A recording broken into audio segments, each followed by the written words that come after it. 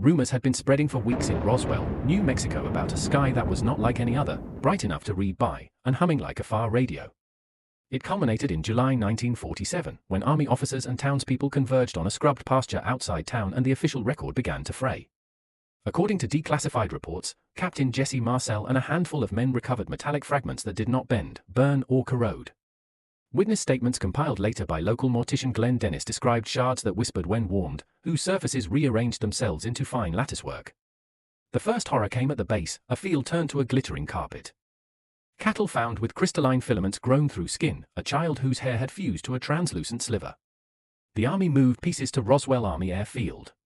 Photographs show men in uniforms holding reflective plates. Other documents, still redacted, mention anomalous electromagnetic signatures. That night the town experienced static that spoke in borrowed voices, names of long-dead relatives.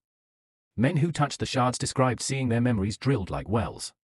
Attempts to confine the material failed, containment boxes fogged from within, locks melted into new patterns, and one laboratory log ends mid-entry with the words, "It remembers." Washington closed ranks, a press release called it a weather balloon.